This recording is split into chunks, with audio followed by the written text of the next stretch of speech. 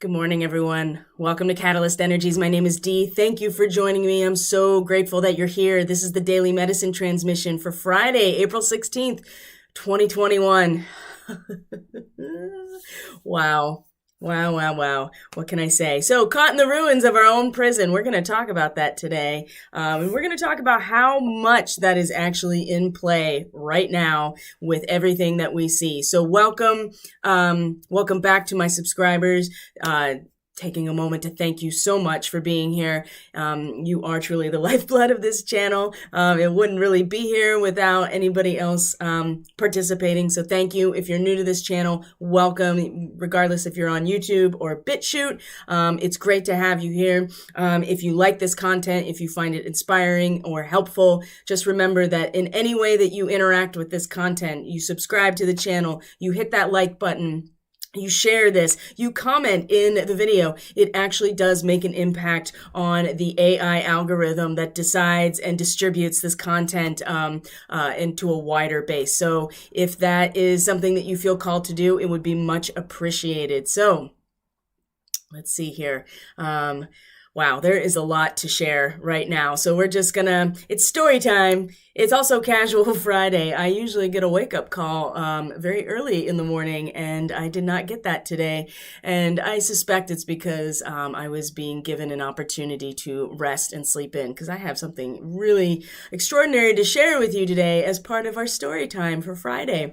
So it is Casual Friday as well, because just, frankly, I just didn't have time to really pull it together in the ways that I normally do.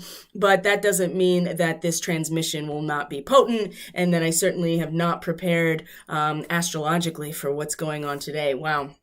Moving into the weekend as well, when I drop the astrology for the week, and is going to be very in-depth for this coming weekend, the 17th and 18th, because, I'm not going to ruin it. I'm not going to ruin it. But needless to say, on the Monday the 19th, so loud.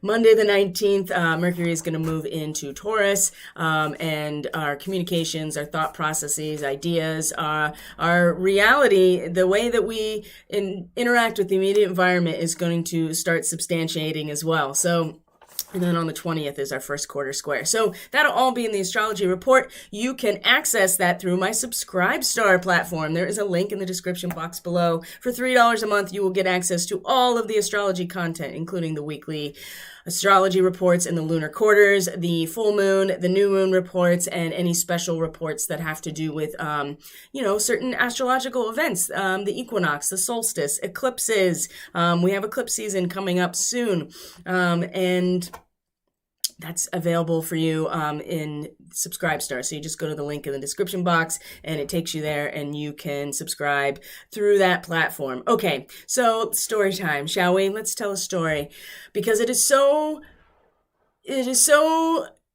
mind-blowing how much it actually is reflected in yesterday's astrology in terms, and how today's is going to go, because we have some really potent transits, including a sun in conjunction with the Andromeda galaxy. So Andromedan starseeds are being very heavily activated right now in a square to Pluto in Capricorn. And wow, we are really going to want to maintain some control. The ego that is really connected to the sun, and that's what the sun represents in terms of the full expression of our ego consciousness.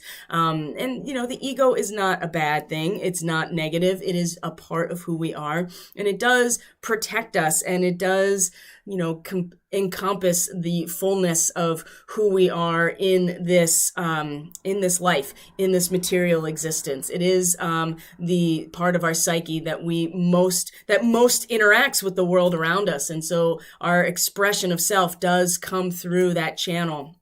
So the sun today, but in a square to Pluto in Capricorn, the control, we're going to want to have control over what is inevitably something that we can't control for, because it is so much bigger than each of us individually. The destruction of the old guard, the dissolving of the matrix of reality that we are all experiencing with Pluto in Capricorn. And this can really bring up a lot of deep-seated trauma and fear and experiences that have to do with a loss of control, and when control seemingly is taken away from us. And this is why this transmission is really powerful today, because we're going to address how maybe past situations where we felt disempowered, where we had control taken away from us in certain situations, are still influencing the way that we interact with this current reality. And the resonance that we hold is reflected in the world that we see outside of us. And the moment we realize that we are in fact responsible for that reflection, and that it comes from the inner core, in terms of our resonance and the way that we, the frequency that we are holding in the core of who we are. When we realize that, we release ourselves. So I want to share a very profound and potent story of my own healing journey that came about yesterday in a way that I should have anticipated with the astrology, but did not consciously realize it was going to be so powerful. So I had scheduled a bodywork session with a new practitioner, not even seemingly randomly. And this is usually what happens when we find those people in our lives that tend to be teachers and guides in certain ways. And so my intuitive compass was definitely pointing me where I needed to go. And it's all about the timing, right? The only timing is divine timing. So I go, and this individual is also a Reiki master. So I booked a really long session with the intention of getting some body work and getting some energy work at the same time, and maybe making some connections in a new environment with other healers and other energy workers. And what I got out of it was more than I could have ever anticipated, but was so profoundly healing that I have to, and is so related to everything astrologically that's happening and how it is impacting our experience of our current reality, and that I actually want to share it. Usually I don't really share these things publicly because there's a lot of stuff that is for me, and between me and myself and God, and maybe for a few people that I'm personally connected to, that it seems relevant to share with them. But this is so important that I'm going to be a little raw here and share this experience. So there's been a pain in my body that has plagued me for a long time in the left side, left abdominal area that I've had tested, multiple tests. I've gone through many different modalities to treat it, and it just keeps coming back and coming back. And there's been a few times where other practitioners have gotten close to identifying where it's coming from, and I knew that it was an energetic aspect that was beyond just this lifetime. And like I said, there's been a couple times where it's been close in identifying it, but it's never been so clear. And it's, a lot of times it's because it's just not the time yet. Well, it was definitely the time, and the transits with the moon meeting Chiron yesterday, and the sun in a sextile to Jupiter. Wow, there was such a beautiful opportunity, and I'm so grateful for my own intuitive compass that took me in that direction. So I'll give you the cliff notes because it was, I don't want to go through the whole process and take up all of this time because we still have to talk about the astrology of today and look at the intuitive reading. So this pain has been chronic and plaguing me for a long time, and nothing I'm doing seems to really address it, and it's on my left side. So as you know, I did share that I had a tick also on my left side just a couple days ago, and also I had strained a muscle in my calf just a couple days ago on my left side, and I was limping pretty badly, and went into this session also limping pretty badly, and doing what I need to do to take care of it, but also just being kind of just bummed out that I have this injury and really limping, and it's traveling up into this area, and this area is holding so much. And I did know that. I mean, it's pretty clear that in the viscera and the fascia, the deep fascia, it was holding and pulling everything up. And so this injury was just aggravating that. So in the course of this session that turned out to be much more energy work, and much more shamanic than the massage, which was totally worth it and exactly what I needed. What I came to realize is that this particular pain is a energetic template, an overlay from a past life where, as a soldier, I had sustained a wound, either like a stab wound, or a spear, or a bayonet of some sort, and as a soldier in an army. So I sustained a wound here, in the course of battle, that eventually, I succumbed to that wound, and as a result of it, because because it was intended to.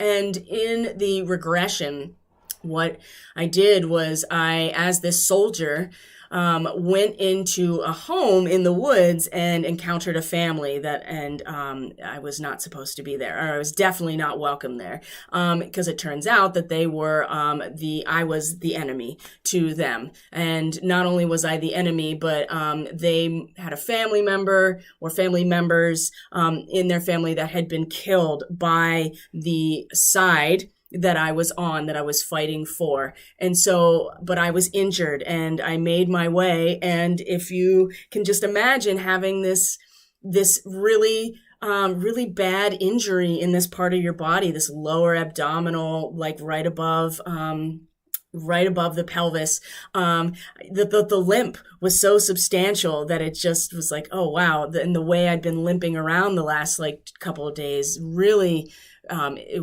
was like a parallel. So I limped into this cabin, kind of forced my way into this home, and there's this family sitting there, and it's the women and the children. And I'm not supposed to be there, but I show up because I need help, because I'm injured and I'm dying. And because I'm the enemy, they refuse to help me, because I, either directly killed their, other family members, or it was my, the side that I was on, as the enemy. I had killed their family members in battle, so they refused me. And out of my anger and frustration, I murdered them. And then I died as well, because my wounds were, not being tended to. And I probably died from either bleeding or sepsis, is more likely, considering the fact that I had this tick attached to me here, which is very parasitic, and then puts the parasite, and not even the parasite. The tick itself is the parasite feeding, but it also puts, these pathogens in your body. And so there was a blood cleansing as well through the course of this energy work. So in the regression, I go back, and as soon as this starts to come up and I emotionally connect to what had happened, I am just sobbing, the shame and the guilt and the just how appalled I am as me now, and my soul, that I would murder these innocent people because of, and it was because I was frustrated and angered and, desperate at that moment. And I was already in the throes of, battle. And so in that moment, and this is important to realize, that we can do this work. We can go back and change the resonance of these timelines in order to heal. In the course of this process, I asked them to tend to my wounds. And because we were returning to the situation, having already died after it, and then going through the process of reincarnating and seeing it as an innate soul and coming back, they did tend to my wounds. I asked them, they came and they tended to my wound, they cleaned the wound, they bandaged the wound. And so it was a healing moment for everybody involved. And I'm just like sobbing and sobbing. And that part of my body just releases in a way that I have never felt before. Like it just let go, and my hip finally just like relaxed and balanced itself out. And you could feel, the energy through the left side of my body is just flowing, and I'm just like crying. And then, the situation started to resolve itself in my body. And of course, I feel incredibly different now. And the thing that the practitioner also brought up to me was that those people in that family are, in my life now, of course.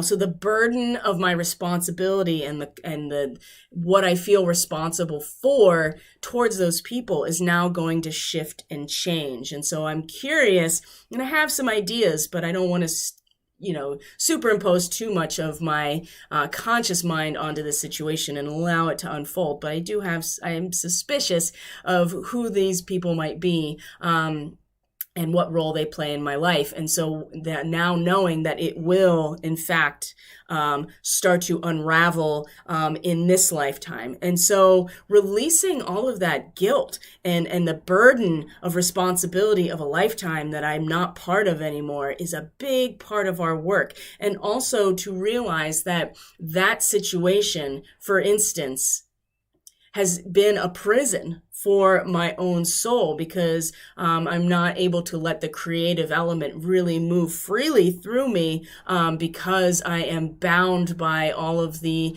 karma related to that situation.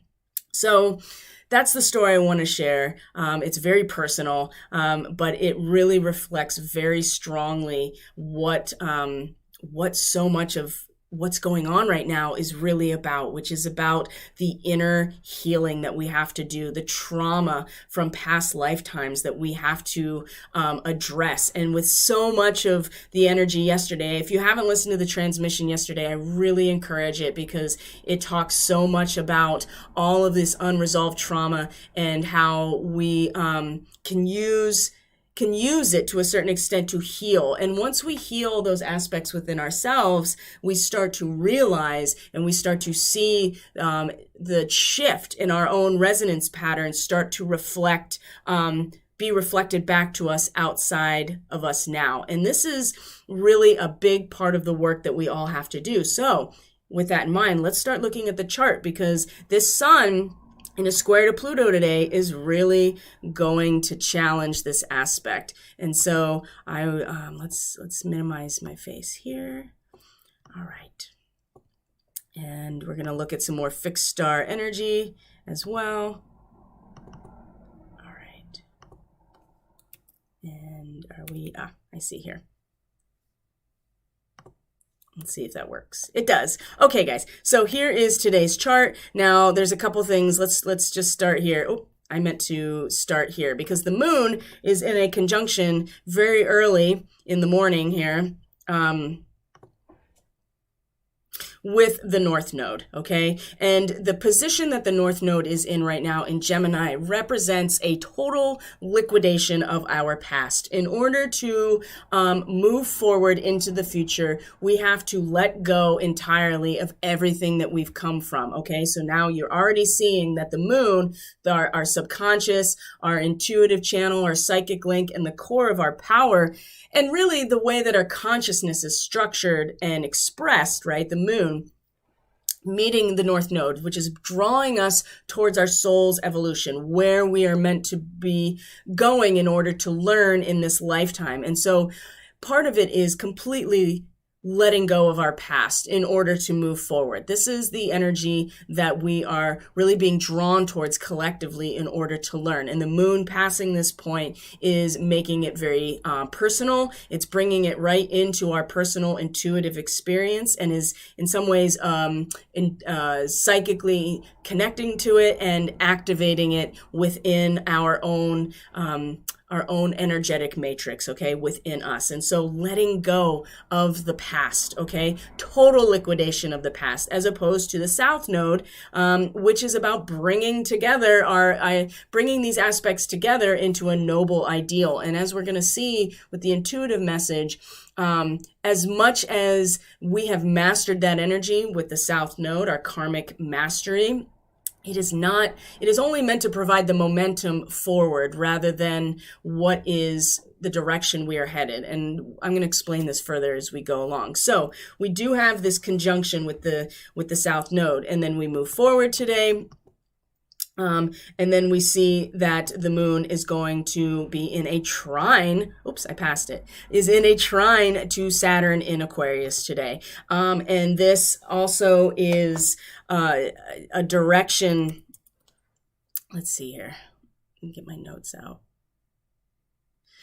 This Saturn has been sitting at this degree of Aquarius, for a while. This is the timekeeper. This is the boundary of reality in a third dimensional universe. This is the karmic responsibility that we do not get around. It also does, Saturn does rule Aquarius as well, and so at least had been the co-ruler of Aquarius before Uranus was actually discovered. And so there is also a certain amount of not getting around the energy that moves through the 3D, through material reality that Aquarius represents, the energy that moves through and is the cohesion of everything, which is our emotional, and it's love, right? It's love. It's the water bearer. Aquarius is the water bearer, and water does represent that fluid, emotional aspect of love that is really pervasive in all life.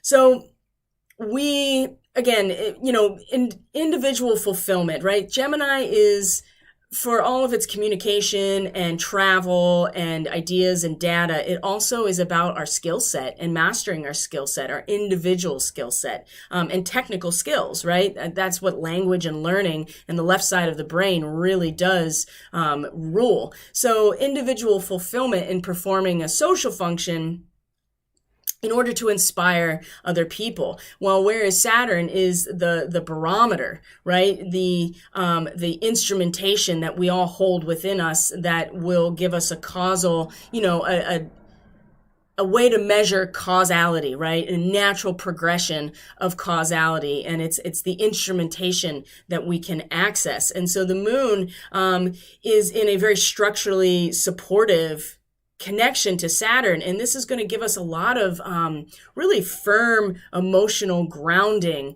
when it comes to our responsibility and our emotions. And sometimes when this transits in the natal chart, you tend to be a person people can really rely on, at the shoulder they can cry on. But as this transit's happening, we, individually and intuitively, emotionally, and even in our subconscious, as we fulfill our own skill set, we master our own skill set with specifically in this intuitive and very healing nature, in this emotional nature. Saturn is giving us the instrumentation in order to do that, whatever that is for us. And it's really grounding us into it and giving us stability. It's like that rebar that the rebar that you can pound into the ground that is really stabilizing your structure, for instance. Back in the day when Burning Man didn't suck. I actually saw something in passing yesterday about how you need to have your jabby jab papers to go to Burning Man. So if that gives you any indication of where that has gone, I don't know what else would. But back in the day when I was going there, one of the things, you get the rebar that's like a foot long and pound it into the playa so that your structures don't blow away when the dust storms come in. So Saturn is really anchoring in and giving us the instrumentation of causal reality so that we can perform our individual function in our minds, in our communication, our skill, whatever it is. And it's from an emotional and intuitive perspective here. And we have to practice it. And when we practice it, then we also are able to be inspiring to others. So this is also part of today. Then the sun comes to, as you can see here, is also about to come into that square with Pluto in Capricorn. And the sun is now coming into conjunction with the Andromeda galaxy in fixed star vertex, which is actually in the Andromeda constellation, the chained woman. We talked about this yesterday, so I don't want to go too much into it, but Andromeda, right? She is chained, and the Kraken comes up from the ocean to come get the meal, and then Perseus comes and saves her with the head of Medusa. The Kraken is that part of that monster, the sea monster, coming up from the depths of the collective unconscious to intimidate and to try to destroy that part of ourselves. And it's by harnessing and controlling the head of our own trauma that Medusa represents is able to take care of that issue, right? Is able to defeat the Kraken, so to speak, and free Andromeda. So what about Andromedan starseeds, right? The sun is in a conjunction to the Andromeda galaxy. These starseeds, freedom is the biggest. And we're looking right here. The thigh of Andromeda is where this galaxy really is. And here's fixed star Algol right here, just right over here. Showing it to the Kraken, and she is being released. And so Andromedan starseeds are being activated because freedom and independence is a really strong component of these starseeds. They usually push along social evolution and revolution because freedom is like their primary trait. And they, time, commitments, like obligations are not easy things for Andromedan starseeds to deal with because they have to be free at every step of the way, completely to be themselves. And so in this square to Pluto, we're going to have this possibility and this potential here to use our imagination to regain a lost opportunity here. And in the square to Pluto, it's going to be a bitter pill to swallow. And again, our ego, the sun, for as much as we can imagine where we're going, right? To be able to imagine it is how we are actually going to then manifest it. We can't manifest it without imagining it. But the square to Pluto is going to challenge that so much because of our wanting to control the situation and having incredible triggers today around being confined, being disempowered, really strong triggers that can be very uncomfortable that are going to come about from this square today. So that's something that is important to keep in mind as we move through this day, because that's a really strong transit. And as the moon then moves through, let's see here. As the moon then, we'll go back to the chart. As the moon moves through Gemini today, so then it's going to come into a conjunction with fixed star Rigel, and we are going to move now into activation of the Orion starseeds, big time today. Here is Rigel. It is on the left front-facing foot of Orion, the warrior. The Orion constellation is about going to war, going to battle. This is the warrior, and when you have Rigel, in conjunction with the moon, there's a character here that will take on anything, right? But you have to be careful that your courage is used with wisdom and sincere purpose, okay? And if we're talking about the moon in a conjunction with this place, we do have to go back to that trine with Saturn and make sure that our instrument is calibrated and that we are able to really, really be able to see what's coming based on our technical skill at being able to prognosticate, essentially, right? Nothing can stop what's coming, but how do we know what is coming if we don't understand how nature works, for instance, right? A barometer is measuring pressure, and when pressure changes, then you can know that the weather's going to change. It's really that simple. It's not that, it's not as complicated of an issue. And Saturn is giving us the tools, the instrumentation. It's something that we can embody within our actual collective sphere of our institutions, of our collective creations, our culture even, that Saturn, especially in Aquarius, represents. So when the moon comes into Rigel, like I said, you have to have sincere purpose if you're not going to painfully be stung for flaunting your bravado and getting all puffed up. We talked about this yesterday for the sake of your vanity. And so when the moon comes and meets Rigel today, there's a really incredible opportunity to have this mental metamorphosis and in our subconscious, to realize that we can grow up and mature in some ways and use that as our courage and our warriorship going into battle. but we have to be careful that if we're not doing this work and our ego is really being challenged and we are not conscious of that and not learning from that square to Pluto, well, this is going to kind of bite us in the ass, right? We're going to be acting out in this really warrior type fashion, just like in my regression, right? Like acting out, and then you do something you regret. You do something that is not in line with your highest self. And, there's always opportunities for redemption, even along multiple timelines. It's always there. We always have access to that. And redemption is really simple in that you just acknowledge that you made a mistake, that if given the opportunity to go and do it again, you wouldn't do it that way, and acknowledge how it's been painful for you and how it's been painful for other people. That's, redemption has to be honest, though. So here's this connection here to Rigel. Now, the Mintakan starseeds are also very specifically going to be activated today because, as we will see, the moon then is going to come into a mutable square with Neptune in Pisces. Okay. Now, Neptune in Pisces transit, sometimes this can be, we can be really confused about our emotions. We can think, be led down the wrong path. We can be, have our feelings really hurt here, and not sure if what we feel is actually what we feel.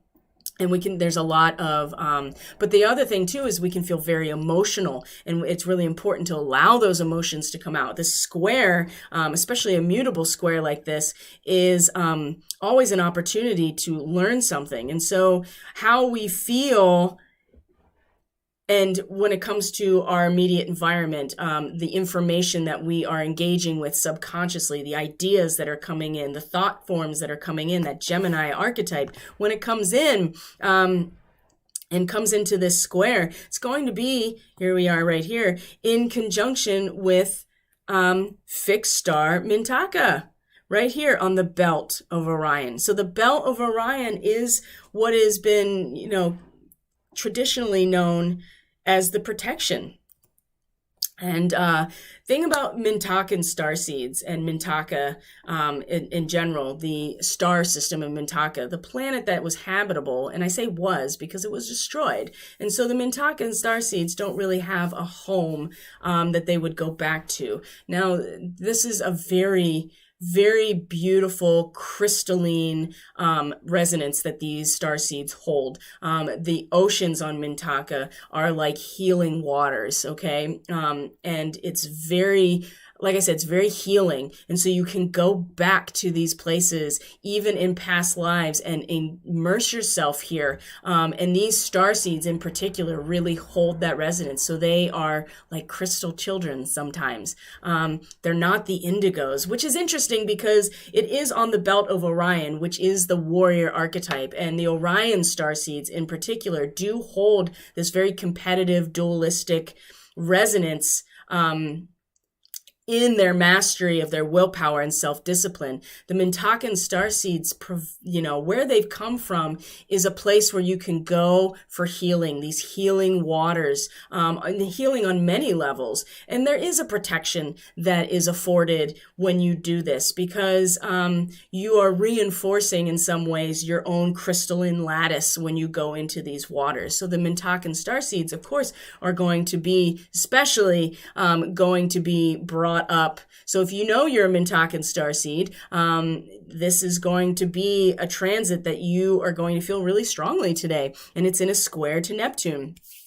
So the belt of Orion provides protection. It gives strength and energy and industry, organizing abilities, and a sharp mind. And Mintaka, as a fixed star, which I think is really interesting, can be very combative with the tongue, right? With your words, and sometimes physically and manually as well, which can lead to some problems. But the person involved, and this goes back to my own personal experience, And not to keep making it about me, it's important that we see these experiences that we all have as a teaching element as well.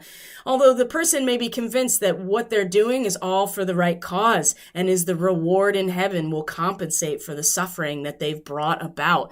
Again, this is where that square to Neptune in Pisces is going to really, it's really going to come to the surface today. Literally, it's like the Kraken coming to the surface, this collective unconscious monster that's going to come out. And if you are not, if it's not well aspected for you personally, or you're not seeing all of the unconscious traumas and triggers that are going to come out with the sun squaring Pluto today, then yeah, you could be convinced that all of this combativeness that you are putting out with your words or your actions and really taking a stance in one side or the other is really going to you're going to think that it's you're on the right side of history. And this square to Neptune today is really going to challenge this.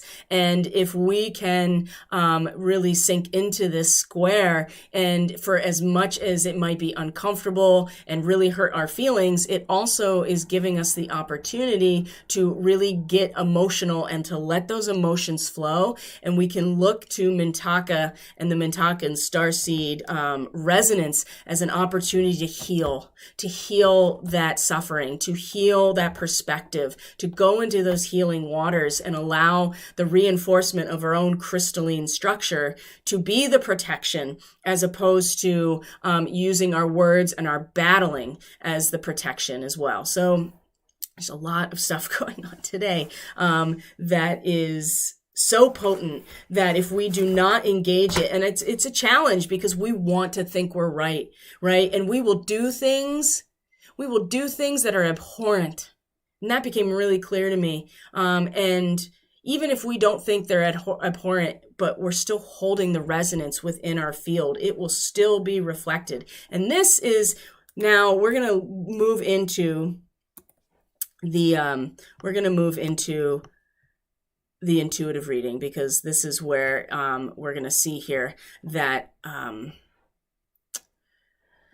this is our prison, is the experience of our own wounding, the experience of our own trauma. This is the prison. It's not what others are doing. And I mean, yes, we have no control over actions of other people, and there's real trauma that we have all experienced on some level in our lives. And it's not saying that do not misunderstand that I am saying that, oh, you caused your own abuse because this is how you resonated. That is a trap.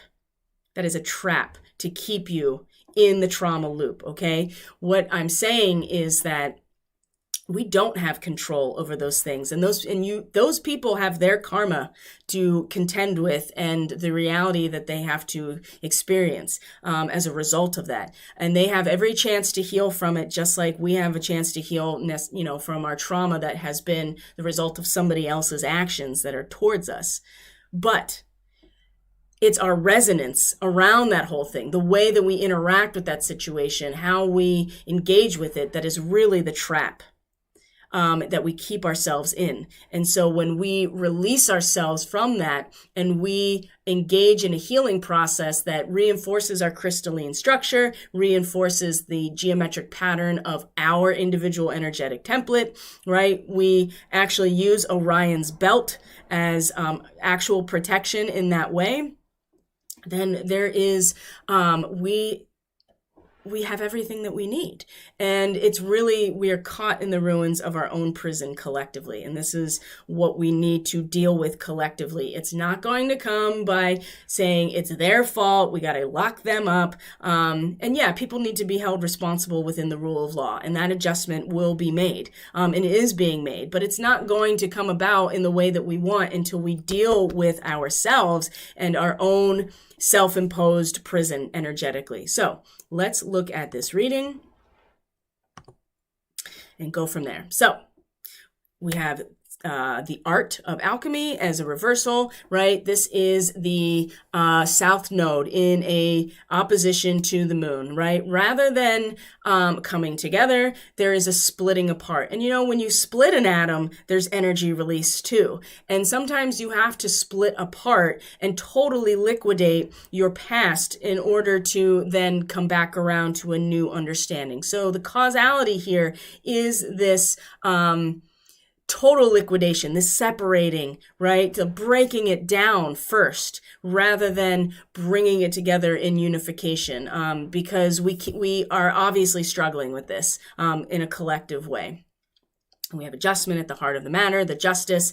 Here we have caught in the ruins at the energetic root. But where our institutional power is and where our conscious awareness is being drawn to is our ability to create a space of expansion, and the 10 of discs, right?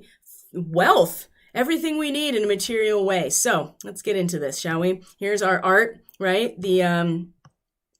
The art of alchemy. It's reversed in this causal factor here. Like I said, the splitting apart rather than the unification of alchemy. The tearing apart, getting into the extremes, right? Breaking down rather than combining, right? Because we need to actually let go of all of the past elements before we can purify and bring together. So there is a splitting apart, and it does feel uncomfortable because the bifurcation does in some way reinforce to a certain extent that sense of us versus them, right? And our emotional connection to that and how we engage with that type of energy. So that's coming into the moment, that it's not about the art of alchemy necessarily, but the splitting apart, and in a very substantial way that is the causal factor, right? And this is the instrumentation that Saturn is providing in a very material way as well. The instrumentation, the ability to be able to measure natural progression of causal factors, okay? So this is part of the splitting apart. And energy is released when you split an atom just as much as it's released when you fuse them, just like a sun, right? A sun or a star, our sun, is a star, and a star is releasing energy because of the fusion of hydrogen atoms, right? Well, when you split an atom, you also release energy. So this is part of this causal factor. Now, coming into the heart of the moment, the adjustment, right? The justice card, the honest, uncompromising honesty, and the objective reality. Nobody really wants to. It's not easy to split things apart and to make adjustments in terms of the material reality, and having to come to terms and be honest and objective with ourselves. It's hard to be face that part of ourselves that can do such horrible and abhorrent things. But when you face that you can do that, then you can also wrap your mind around how other people can do it as well, and stop making them necessarily your enemy, because the human collective is ascending together. And where it's true, where we go one, we go all. But that is because if one of us is still out of alignment, then we're all still out of alignment. And so we do need to do this work. And the adjustment is at the heart, the justice, the uncompromising honesty, the balance of contrasts. It won't come, though, until we've let go and split apart and made those contrasts more obvious. Then we can balance them out when we see them for what they are. And a realization of cause and effect. Again, there is Saturn in that trine to the moon in Gemini, the realization of cause and effect, the natural progression of causality, and the instrumentation that allows us to actually measure it, that we are able to have access to, and we can hone that skill today within us. And this is at the heart here, this adjustment and the justice. It's interesting. Jordan Peterson, actually, he spends a lot of his work has been about understanding a lot of the shadow, and Jung has been a big part of, how he's understood his clinical work. But what I've come to discover is that when he did his graduate work, everybody wants to focus on the leadership, and he focused on the mundane average person that had no problem working the ovens at Auschwitz, right? Actually, who worked the ovens at Auschwitz were other Jews, and they made other prisoners the guards, and so they were terrorizing and in some ways executing their own people because of the dynamic that they created in that environment. It's important to realize that you have to be able to wrap your mind around the reality that you could participate in these abhorrent things just as much as anybody else. And when you do that, then you start releasing yourself from your own prison, and then you start to actually be able to stand in real compassion. And we're going to talk about that as we look at the guidance that's coming through. But at the heart is this adjustment, and it's going to come from this really drastic splitting apart, and really feeling the contrast. So caught in the ruins, number 16. Here we are at the heart of at the energetic root of things. So there's a difficult situation that we're all trapped in, but it's really easy to see that all you have to do is look up and be like, oh, I've just been sitting in here forever. And if you look at the Rider-Waite original tarot for the devil, it's the same basic thing. They're chained, but they can easily just slip them off and walk away. It's an illusion, and it's self-imposed. And we need the courage and the strength to actually make these changes and to realize that we can climb out of here. But at the root of things energetically, we are caught in the ruins of an old prison, right? Our past lives, our own trauma from this lifetime. It is really what is the cause of so much right now, is that we are trapped in our own doing, in our own making. And the sun squaring Pluto is going to make this come right out. It's going to come right out into the surface if it hasn't already. And if we do nothing, it perpetuates the attachment to the situation. If we continue to live within the bifurcation and take a sides, for instance, as much as we want to acknowledge that it is good versus evil, and to a certain extent we can see that, but to not acknowledge that we all hold those two contrasts within that contrast within us, right? We hold that contrast of good and evil, every single person. So at the root here, we're caught in our own trap. And it just takes a shift in perspective in order to release it. And so maybe that is a past life regression for you. Maybe it is shamanic healing. Maybe it is just, a reframing of our perspective. Maybe something in our actual life right now, or material life, will come about and give us this new perspective. But either way, at the root here is that we are trapped in it's our own doing. And as it moves up through our axis of power, right, into that adjustment, we will then realize that once we let go of our prison, our self-imposed prison that is no longer actually holding us for real anymore, it's just an energetic imprint. When this adjustment is made, this uncompromising, objective reality, then we start to create a space for something new to grow, right? This expansion, the bird's nest. Where are we? Here we are. The bird's nest. Here we go. It is strong. It is sturdy. You can see the butterfly. So there's a metamorphosis coming in. Is the parent bird feeding the little birds, right? Giving them nourishment so that they can grow. And there takes, again, effort to build the nest. It's not just going to come about because we're like, oh, I wish it was here. No, the bird has to collect material reality and create this nest, right? And then is also working to feed the new burgeoning consciousness, okay, that the little birds represent, because the birds are this transcendent spiritual quality. And so there is a force of creation and expansion, and it's time to start focusing on new things and expanding.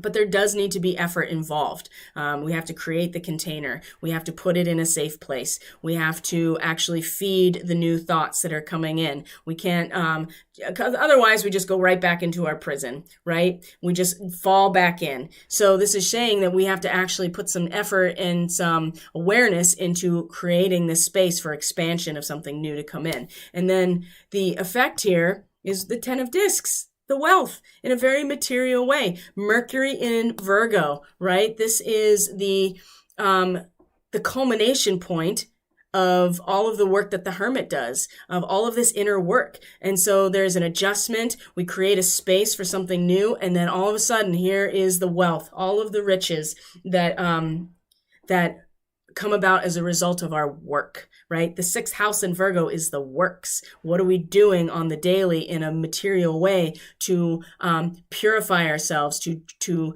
discipline ourselves, to condition ourselves to be the best version of ourselves, and then culminate with all this material wealth. This is incredible, but but it's going to come about through this this really extreme separation that the opposite of alchemy, right? The nuclear fission, where we get separated, and that North Node in Gemini is showing us how to do it. We have to walk away from our past. We have to heal it and resolve it and leave it where it stands. And this is why shamanic work and past life regression, QHHT, those types of modalities are incredibly important right now for this to be the case.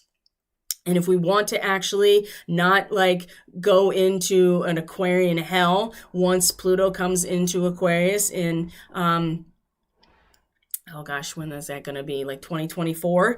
Then we really need to get our shit together spiritually and realize that we are all capable of holding the resonance of